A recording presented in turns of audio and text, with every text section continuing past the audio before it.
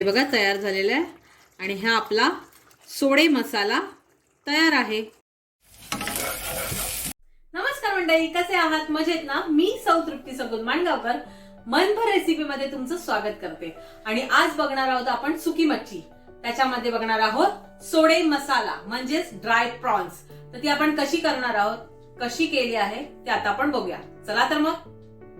हे आहेत सोडे म्हणजे सुकी मच्छी, कोळंबी सुकी, त्यानंतर मालवणी मसाला, हळद, हिंग, चवीनुसार मीठ, चवीनुसार कोकम, त्यानंतर आलं, लसूण, मिरची, कोथिंबीर ह्याची पेस्ट, त्यानंतर कोथिंबीर, फोडणीसाठी तेल, हे भाजकं वाटप मालवणी, त्यानंतर बारीक चिरलेला कांदा। पाणी असं छान उकळून घ्यायचं। आता ह्या सोड्यामध्ये हे उकळलेलं पाणी आपण घालायचंय, म्हणजे हे गरम पाणी आहे त्याच्यामध्ये हे सोडे भिजत ठेवायचे अर्ध्या तासासाठी। तरी हे अर्ध्या तासासाठी भिजत ठेवायचे, कारण हे भिजल्यानंतर थोडे मोठे होणार आणि त्याच्यावरती जी माती राहिलेली असते, म्हणजे सुकवताना जी माती लागते ती माती पण गरम पाण्यामध्ये निघून जाते। आता आपण ह्याच्यामध्ये तेल घालूया। तेल आपलं छान गरम झालंय आणि आता हे हिरवं वाटण जे आपण केलं होतं ते घालणार आहोत।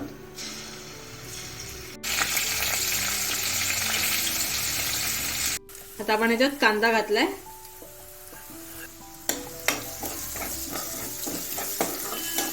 पण छान परतून घ्यायचंय। आपला कांदा छान परतून झालाय, त्याच्यात आपण घालणार आहोत हिंग आणि हळद, त्यानंतर आपण घालणार आहोत मालवणी मसाला, हा 1.5 चमचा आहे, आणि हे छान तेलात मसाला परतून घ्यायचा आहे।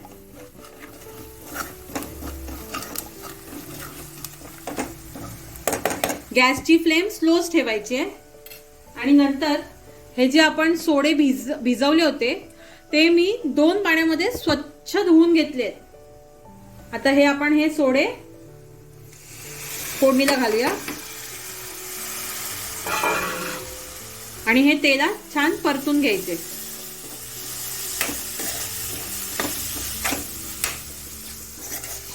हे बघा, हे मस्त असे मसाल्यावरती परतून घेतले। आता आपण ही पाव वाटी जे आपलं भाजकं वाटप आहे मालवणी ते घालायचंय, आणि ही जी भाजक्या वाटपाची जी रेसिपी आहे ती तुम्हाला आय बटन मध्ये आणि डिस्क्रिप्शन मध्ये देते आहे। आता हे आपण वाटप ह्याच्याबरोबर छान परतून घ्यायचंय। हे एवढं परतायचं की त्याला थोडं बाजूने तेल सुटायला पाहिजे। हे बघा, इथे जसं थोडं असं तेल सुटतंय ना, तसं तेल सुटलं पाहिजे, तेवढं परतून घ्यायचंय। आपण थोडं गरम पाणी घालणार आहोत, कारण जे सोडे आहेत ते अजून छान शिजले पाहिजेत। गरमच पाणी घालायचंय, थंड पाणी घालायचं नाहीये। थंड पाणी घातलं तर सगळ्या जेवणाची चव बदलून जाते। आता आपण ह्याच्यात चवीनुसार मीठ घालू। मीठ पण घालताना पहिलं कमीच घालायचंय, कारण सुक्या मच्छीला मीठ असतं, त्यामुळे मीठ पहिलं थोडं कमीच घालायचंय। चाखून मग आपल्याला हवं असेल तर मीठ तुम्ही घालू शकता। मी आता चवीनुसार मीठ घालते, थोडीशी कोथिंबीर। ह्या सुक्या मच्छीचा हिवसपणा जाण्यासाठी कोकम घालणार आहोत। मी इथे 2 मोठे कोकम घेतलेत आणि ते तोडून घेते। असे तोडून घालायचे। आता ह्या माझ्या कोकमाला छान रंग आहे आणि छान आंबटपणा आहे, त्यामुळे मी 2च घातले।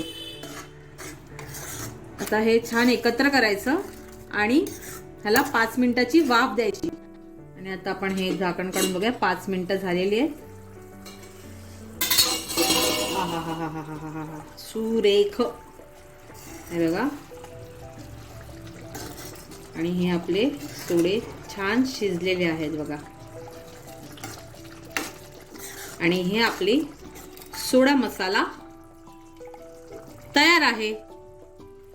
सर्व करून दाखवते।